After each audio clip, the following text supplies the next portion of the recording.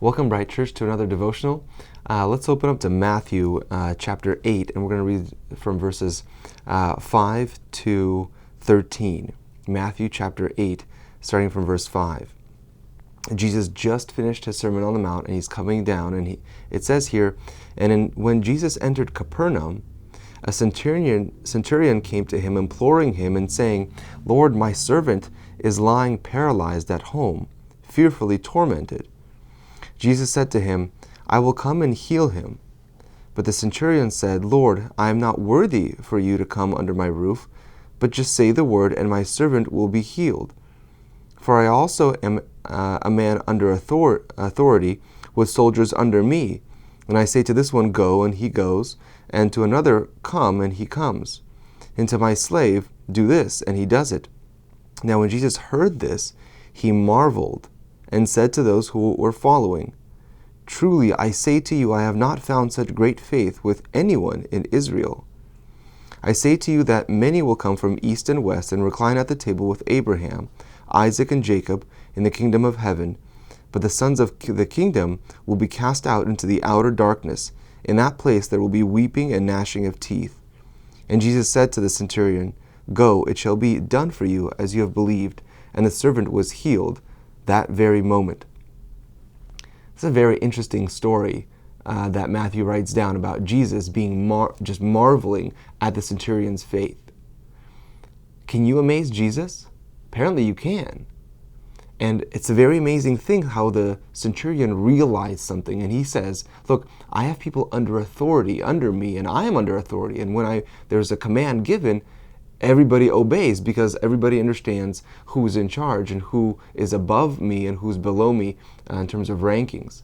Now, it's an amazing thing that the centurion realized something about Jesus that the spiritual leaders of that time didn't realize, and that is that Jesus had authority to heal.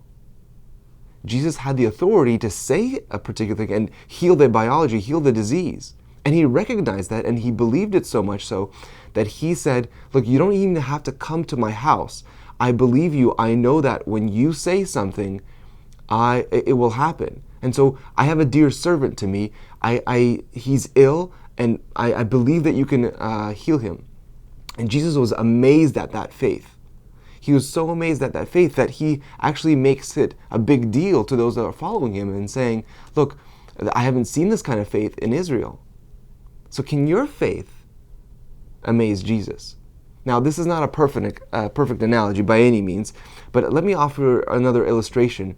When Jesus says this, think about him as the creator of these people. Through him, everything was created. And so here's the analogy.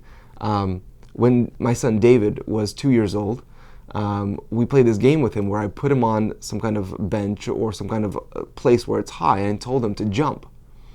And he jumped, and then I took a step back, and I obviously caught him every single time.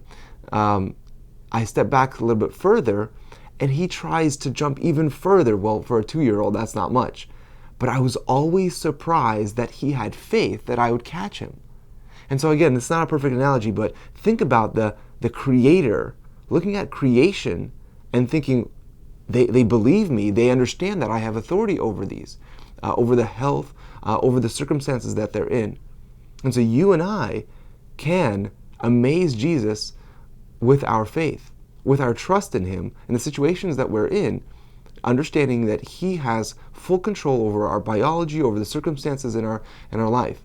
And so think about that which you can trust Jesus in today and this week, and trust him, and be assured that he is looking at you with a smile. He's amazed at your faith. Be blessed.